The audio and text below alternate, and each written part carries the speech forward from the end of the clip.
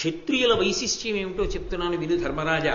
ఒకానొకప్పుడు అత్రి మహర్షి భార్యని పిలిచి తన భార్యతో అన్నాడు, వినుత చరిత్రుడత్రియను విప్రవరుండు తపంబొనర్పగా వనమునకేగుచుండి తన నాతి కనుంగొని ఇట్లనున్ తపంబునకిదే ఏనుబూని వనభూమికి పోవుచునున్నవాడ ఓ వనరుహనేత్ర నీవునట వచ్చెదో పుత్రుల యొద్దనుండెదో. ఆయన భార్యని పిలిచి అన్నాడు అత్రి మహర్షి, నేను తపస్సు చేసుకోవడానికి అరణ్యానికి వెళ్ళిపోతున్నాను. నాకు ఇక ఈ సంసారం, ఇందులో ఉండడం, ఇందులో ఈ భోగభాగ్యాలు, ఈ లంపటాలు, వీటి మీద వైరాగ్యం వచ్చింది. నేను వానప్రస్థానికి వెళ్ళిపోతున్నాను, అరణ్యాలకు వెళ్ళిపోతున్నాను. నువ్వు కూడా వస్తావా, పిల్లల దగ్గర ఉండిపోతావా అని అడిగాడు. తప్పు కాదా మాట? అలా అడగచ్చా భర్త? అందున అత్రి గురించి చెప్పేటప్పుడు నేను ఒళ్ళు మరింత దగ్గర పెట్టుకు చెప్పాలి. అత్రి మహర్షి అలా అనొచ్చా భార్యని, అనసూయమ్మని? అంటే ధర్మం కాబట్టే అన్నాడు. ఎందుచేత అంటే వ్యాస భగవానుడే చెప్పాడు, పుత్రం పౌత్రం సమాసాద్యావాన ప్రస్థాశ్రమే వసేత్ భార్యాం పుత్రే నివేశ్యచ అని. తనతో వచ్చేస్తే వైరాగ్యం వల్ల భార్యను తీసుకెళ్ళచ్చు. వైరాగ్యం అంకురించకపోతే భార్యకి, ఏమండి నేను బిడ్డల దగ్గర ఉంటానండి అంటే, అత్తేరి వీల్లేదు, నాకు అరణ్యంలో వంట ఎవడు చేసి పెడతాడు రా అనకూడదు. అదేం వైరాగ్యమే? నువ్వు బిడ్డల దగ్గర ఉంటావా, నాతో వస్తావా అని అడగాలి. బిడ్డల దగ్గర అన్నప్పుడు మళ్ళీ కూతురు దగ్గర ఉంచకూడదు. కూతురు దగ్గర ఉంచడానికి అధికారం లేదు, ఉంచకూడదు అలా. అసలు ఇంకొక సరే ఇప్పుడు ఎందుకు రెండు మరి అంత లోతుగా కానీ, కాబట్టి కొడుకు దగ్గరే ఉంచాలి. ఎందుకంటే తన స్వరూపం కదూ, తేజస్సు తనది, తన రూపమే బయట నడయాడుతుంది కొడుగ్గా.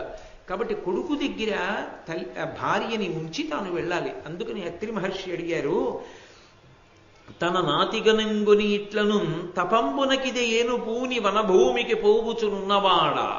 తపస్సు చేసుకోవడానికి నేను అరణ్యానికి వెళ్ళిపోతున్నాను. ఓ వనరుహనేత్ర, ఓ అందమైన కనులున్నదానా, నీవు అట వచ్చేదో, అక్కడికి వస్తావా, పుత్రుల యొద్దనుండెదో, పుత్రుల దగ్గర ఉంటావా? అది మాట. బిడ్డల దగ్గర నుండెదో అనలేదు. బిడ్డలంటే ఆడపిల్లలు కూడా వస్తారు. పుత్రుల దగ్గర ఉంటావా అని అడిగాడు. అడిగితే ఆవిడ, అది అనసూయం అంటే మహాతల్లి, ఆవిడ మాట్లాడితే అలా ఉంటుంది రామాయణంలోనైనా. ఆవిడంది, అనుటయు భార్య ఇట్లనియే అక్కట పుత్రులకు కుటుంబ భార నియమ వృత్తులెల్లను తిరంబుగ చేయక ఆశ్రమాంతరంబునకు మహాత్మ నీకు ఇటు బోవుట ధర్మము కాదు. వైన్య భూజనపతి ఇచ్చునర్ధులకు చాలగా అర్థము వేడు అవిభం. ఆవిడంది, మో ఏం పద్యం అండి, పద్యం అంతా ధర్మమే. ఆవిడంది, అనుటయు భార్య ఇట్లనియే, అత్రి మహర్షి భార్య అంది, అక్కట పుత్రులకు కుటుంబ భార నియమ వృత్తులెల్లను తిరంబుగ చేయక, కొడుకులు పుట్టేశారు, కొడుకుల దగ్గర నువ్వు ఉండు అని వెళ్ళిపోతున్నావు. ఓ మహాత్మా, ఆయనని ఎత్తి పొడవట్లేదు, ఆయన ఏదో తప్పు చేస్తున్నాడన్న ఉద్దేశ్యంతో తక్కువ చేసి మాట్లాడటం లేదు. అప్పుడు తన ధర్మానికి దోషం అది. మహాత్మా అని పిలిచింది భర్తని. పిలిచి, అయ్యా కొడుకుల దగ్గర నన్ను ఉండమని వెళ్ళిపోతున్నారే, జీవితాన్ని ఎలా దిద్దుకోవాలో, ఎలా ఖర్చు పెట్టుకోవాలో, ఎలా సంపాదించుకోవాలో, ఎలా జాగ్రత్త చేసుకోవాలో, ఎలా జీవితాన్ని గడుపుకోవాలో, ఎలా సంపాదించుకోవాలో, ధర్మం తప్పకుండా ఎలా బతికారో పిల్లలకి నేర్పామా? కని వదిలేసి వెళ్ళిపోవచ్చా వానప్రస్థానికి? వాళ్ళు ధార్మికంగా సంపాదించుకుని బ్రతకడం అన్నది వాళ్ళకి అలవాటు చేసిన తరువాత కదా మనం వెళ్ళాలి. వాళ్ళకి సంపాదన వాళ్ళకి రావాలిగా. అది వాళ్ళ వర్ణానికి తగినట్టు వాళ్ళు ఎలా సంపాదించుకోవాలో వాళ్ళకి నేర్పాలి కదూ. కాబట్టి అది పూర్తవ్వలేదుగా, వాళ్ళకి ఇంకా ఏం తెలియదుగా. ఇన్నాళ్ళు మీ పేరు మీద చలామణి అయిపోతుంది, పిల్లలకి ఏమొచ్చు, ఏమీ రాదు. ఏమీ రాకుండా మన ఇద్దరం మూటా ముల్లే కట్టుకుని ఎలా వెళ్ళిపోతాం వానప్రస్థానికి? కాబట్టి ఆశ్రమాంతరంబునకు మహాత్మ, ఆశ్రమం మార్పు అంటోంది ఆవిడ. బ్రహ్మచర్యము నుండి గృహస్థాశ్రమము, గృహస్థాశ్రమము నుండి వానప్రస్థము.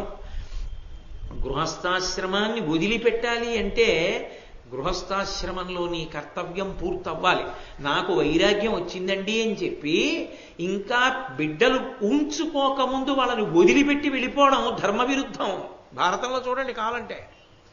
అసలు ముందు నీ కుటుంబాన్ని దిద్దుకోవడం రాని నువ్వు లోకాన్నే ఉద్ధరిస్తావు. కాబట్టి వానప్రస్థానికి వెళ్ళిపోతానంటే కుదరదు. నువ్వు ఇక్కడ ఉండవలసిందే. నీ బిడ్డల్ని ముందు వాళ్ళు ఎలా బ్రతకాలో వాళ్ళకి ముందు బాగా నేర్పాలి.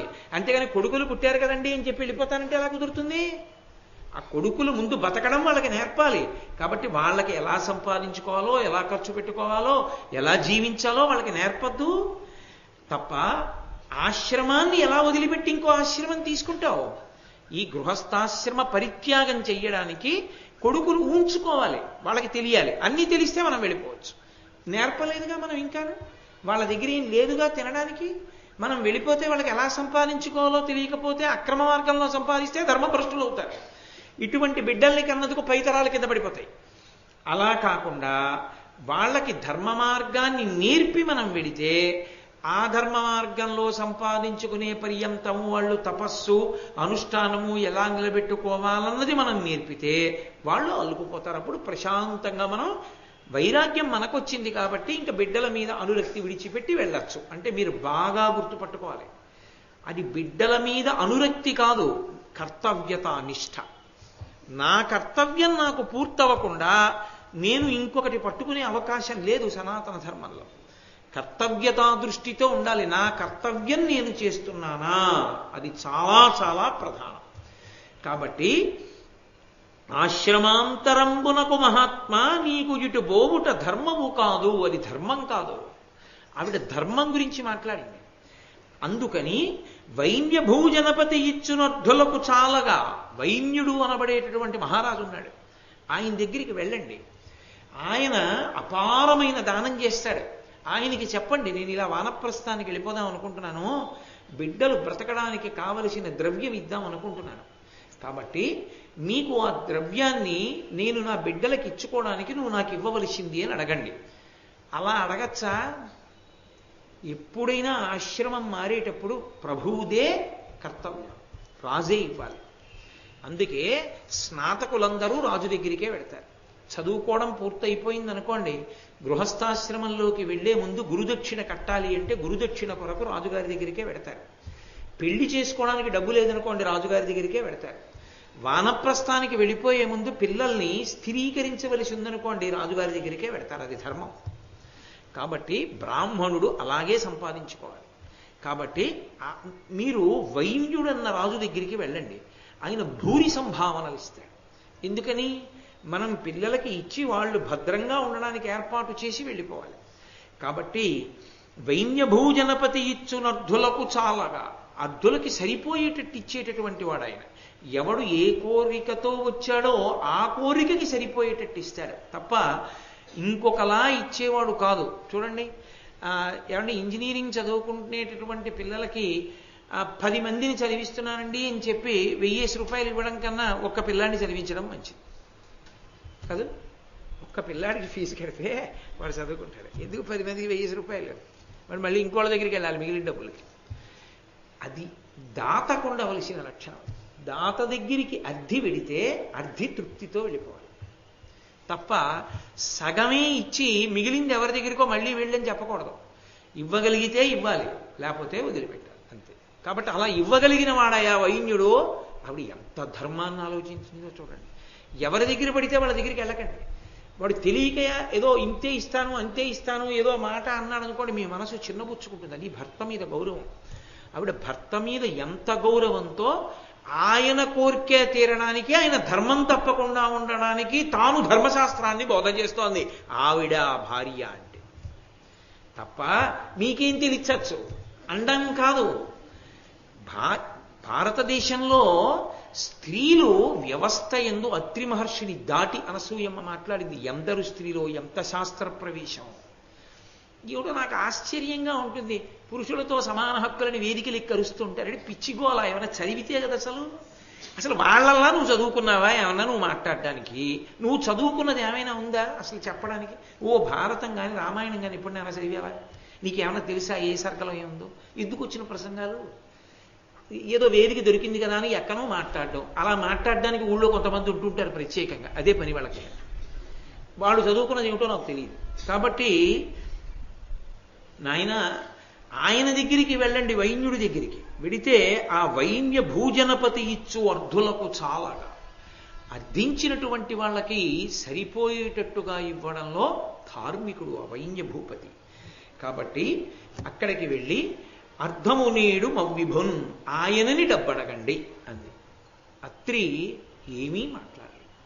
అంటే తాను చేసిన ప్రతిపాదన సమగ్రం అవడానికి భార్య చెప్పిన ధర్మం తోడ్పాటుగా కావాలి. అందుకే కార్యేషు దాసి కరణేషు మంత్రి. అది దాంపత్యం అంటే.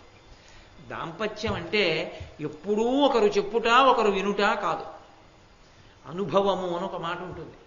లోకంలో సంసారంలోకి వచ్చిన తర్వాత ఆ ఉద్దాన పతనాలు కష్ట సుఖాలు చూసి భార్యకి కూడా ఎంతో అనుభవం వస్తుంది. వచ్చినప్పుడు ఆమె కూడా ఒక మంచి మాట చెప్పగలదు. ఆమె ఏమీ చెప్పలేదు అన్న అభిప్రాయం పురుషుని యందు ఉండకూడదు. అలాగే ఆయనకి కొన్నింట్లో తప్పులు చేస్తారు అన్న భావన ఆమె యందు ఉండకూడదు. ఇద్దరి భావన ఎలా ఉండాలంటే ఆయన బలహీనత దిద్దడం నా అదృష్టం, ఈమె బలహీనత కమ్ముకు రావడం నా అదృష్టం, అది నా కర్తవ్యం, లేకపోతే ఇంకా అర్థమేముంది అన్నట్లుగా ఉండాలి. నా భార్యకి ఓ లోపం ఉందనుకోండి, నా భార్య లోపం వల్ల తాను అవమానమును పొందకుండా చూసిన నాడు నేను భర్తని తప్ప నేనే ఎత్తి చూపిస్తే ఇంకెందుకు ఆ భర్తృత్వం? ఏదో తెలిసి తెలియక 10 మందిలోకి వచ్చి ఓ మాట్లాడడం అలవాటు అనుకోండి, నేను చెప్పుకోవాలి ఇంటి దగ్గర. నువ్వు ఎక్కువగా మాట్లాడేసేకు, అందరూ ప్రసన్నంగా ఉండరు నీలాగా. అన్నీ విని నువ్వు వెళ్ళిపోయిన తర్వాత వంక పెడతారు, నిన్ను తక్కువ చేసి మాట్లాడతారు, అది నాకు బాధగా ఉంటుంది. ఆమెని నింద చేసి చెప్పకూడదు, నిన్ను నింద చేస్తే నా హృదయం బాధపడుతుంది.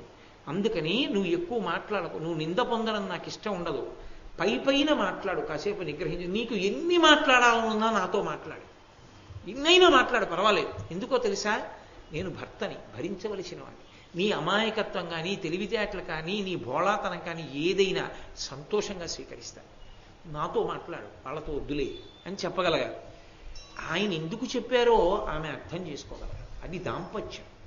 అర్థం చేసుకోకపోతే మూర్ఖత్వం తప్ప అది ఏదో లింగ వివక్షతో ఒకరినొకరు తొక్కేయడం కాదు అది. కాబట్టి ఆయన అత్రి మహర్షి అనసూయమ్మ చెప్పిన మాట విన్నాడు. వెంటనే విని పరమధార్మికంగా మాట్లాడింది మహాతల్లి. కాబట్టి నేను అలాగే చేస్తాను అని అత్రి వైన్యుని దగ్గరికి వెళ్ళాడు. వెళితే ఆయన అశ్వమేధయాగం చేస్తున్నాడు. అప్పుడు అశ్వమేధయాగం చేసేటప్పుడు ఆ యాగంలో కూర్చున్నప్పుడు దీక్షితుడిగా ఎవరొచ్చినా భూరి సంభావనలు ఇస్తూ ఉంటాడు. అత్రి మహర్షి వెళ్ళాడే, సామాన్యుడు కాడు. అత్రి మహర్షి అంటే మహానుభావుడు. వెళ్ళి ఆశీర్వచనం పలకాలి ముందు. కాబట్టి ఆయన అన్నాడు, నీవ విధాత ఇంద్రుడవు నీవ, సమస్త జనేశ్వరుండవు నీవ, అశేష ధర్మములు నీవ ఎరుంగుదు, నిన్ను పోలగా ఈ వసుధాతలంబున మహేశ్వరులెవ్వరు లేరు, సన్మునీంద్రామళి ఎప్పుడు నిన్ను కొనియాడు పరిస్ఫుట వాక్యభంగులన్ అన్నాడు. వెడుతూనే అత్రి మహర్షి అన్నాడు వైన్యుణ్ణి చూసి, నీవ విధాత, నువ్వే బ్రహ్మవి. ఇంద్రుడవు నీవా, నువ్వే ఇంద్రుడివి. ఇంద్రుడు అన్న మాటని జాగ్రత్తగా అర్థం చేసుకోవాలి. ఇంద్ర శబ్దం విష్ణువుకు అన్వయం. అందుకే శ్రీరామాయణంలో మీకు ఎక్కడ విష్ణువు అన్న మాట వినపడదు. ఇంద్ర ఇంద్ర ఇంద్ర ఇంద్ర అనే వినపడుతుంటుంది. అంతా ఇంద్రపరంగా ఉంటుంది రామాయణం. కాబట్టి ఇంద్రుడవు నీవా, విష్ణువు నువ్వే.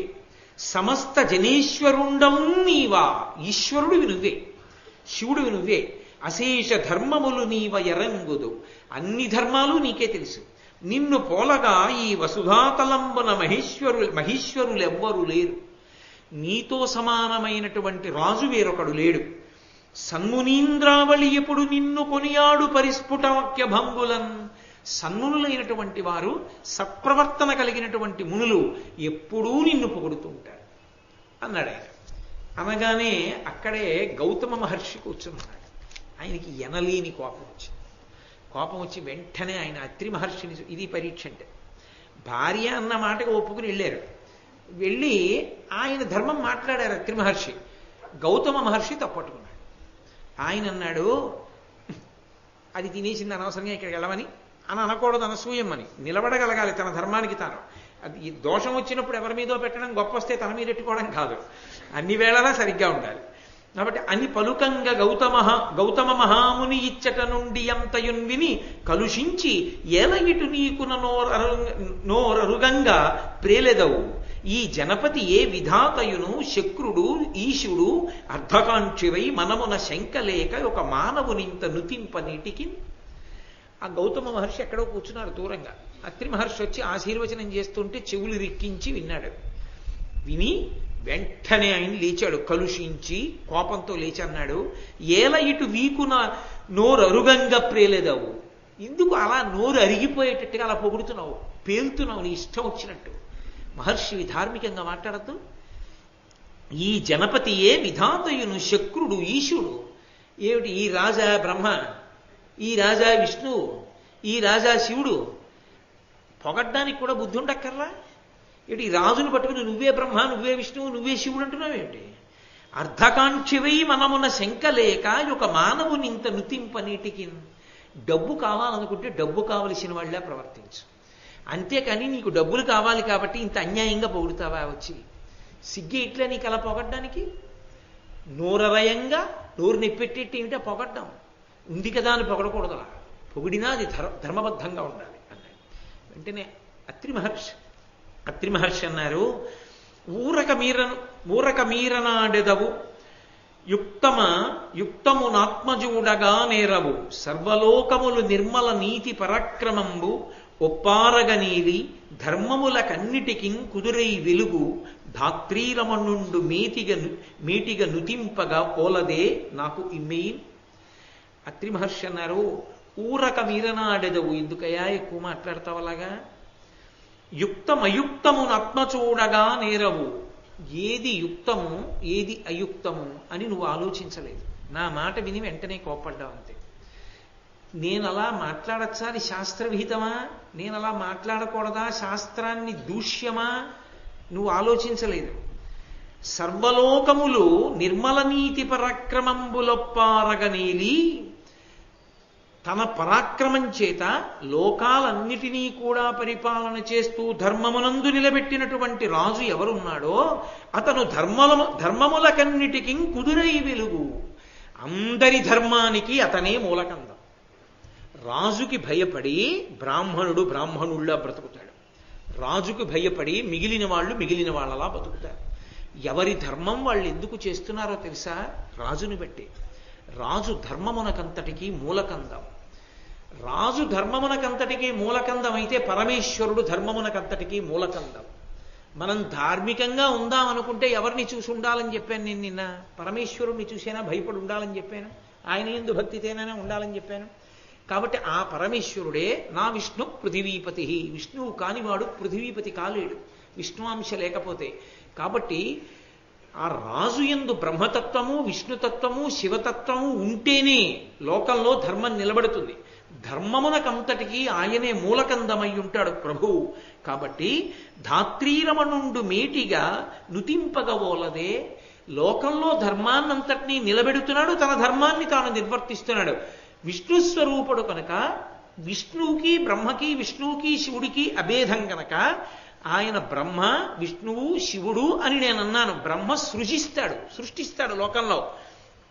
ఈయన అనేకములను సృష్టిస్తాడు. ఎలా సృష్టిస్తాడు ఆయన అంటే ధర్మాన్ని రక్షిస్తూ ఉంటాడు. ఎప్పుడు ధర్మము రక్షింపబడుతుంది కాబట్టి ప్రీతి చెందిన పరమేశ్వరుడు సమస్తాన్ని ఇస్తూ ఉంటాడు.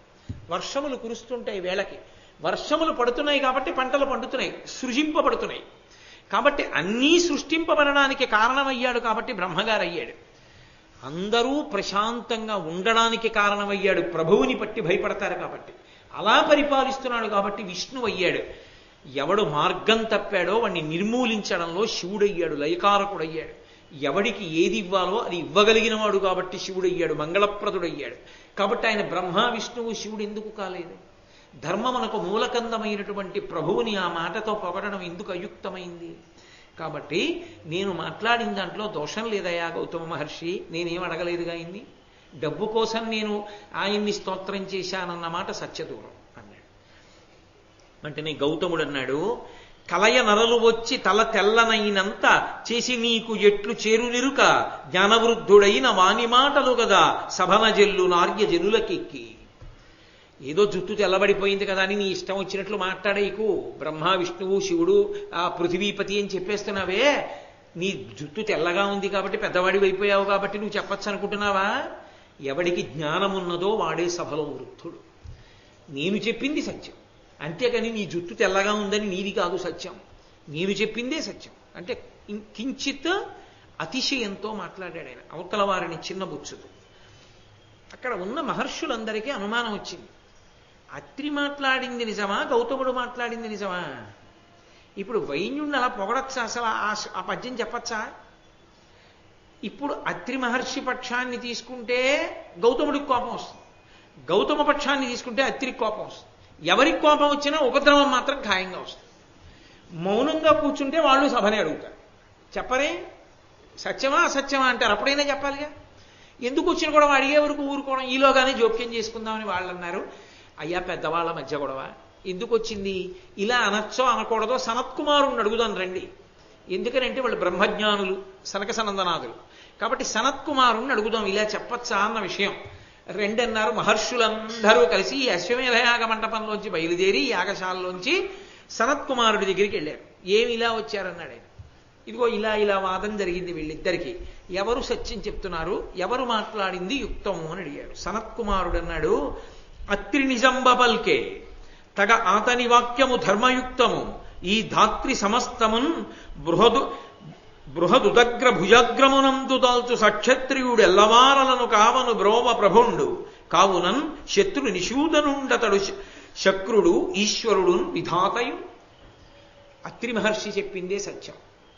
రాజనేటటువంటి వాడు ఎందుకుంటాడంటే రాసపదవిలో లోకంలో ధర్మాన్ని నిలబెట్టడానికి ఉంటాడు.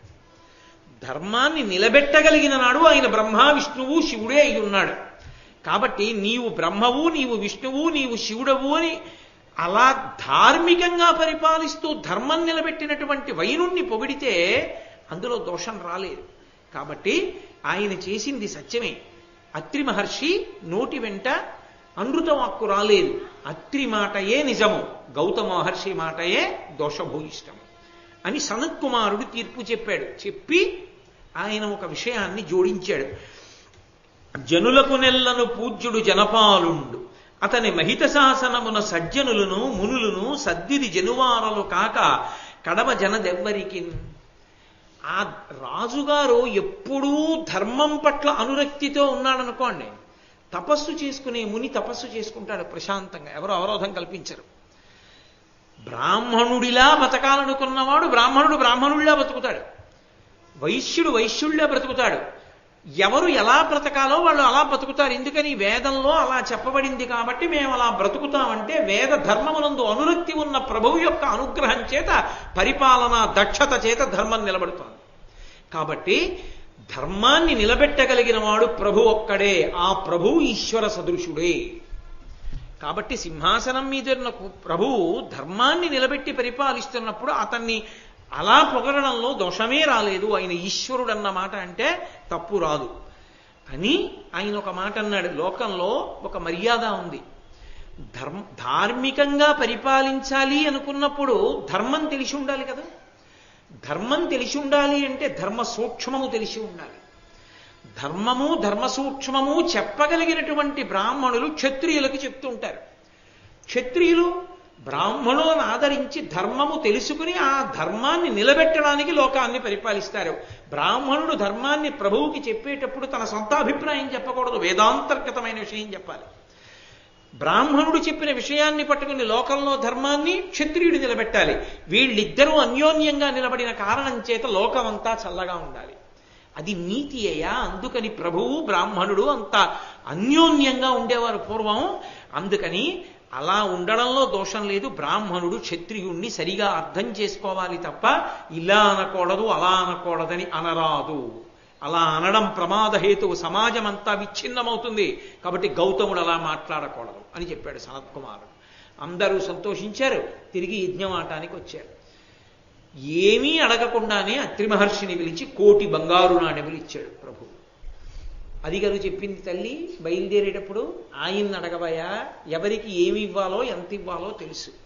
కాబట్టి ఇప్పుడు ఆ బంగారు నాణెములను తీసుకొచ్చి పిల్లలు స్థిరపడడానికి అవకాశాన్ని కల్పించేసి భార్యతో కలిసి అత్రి మహర్షి వానప్రస్థానికి వెళ్ళిపోయారు అనేది తాత్పర్యం. ఇంకా నేను మళ్ళీ ఉచ్చరించి దాన్ని చెప్పక్కర్లేదు. కాబట్టి భారతంలో అలా ప్రత్యేకంగా ఉండదు. కాబట్టి క్షత్రియుడు ఎంత గొప్పవాడో ధర్మరాజా నీకు అర్థమైందా ఇప్పుడు? ఇదంతా ఎవరెవరికి చెప్తున్నారు ఈ కథలన్నీ? మార్కండేయ మహర్షికి ధర్మరాజుకి చెప్తున్నాడు. ఎందుకు చెప్తున్నాడు? వర్ణ వ్యవస్థలో ఎవరు ధర్మాన్ని పాటించినా ఎంత గొప్ప వాళ్ళెవరో చెప్పడానికి బ్రాహ్మణ తేజస్సుకి తాక్షుణ్ణి చెప్పాడు. క్షత్రియుడికి ఇదిగో మహానుభావుడైనటువంటి ఆ రాజు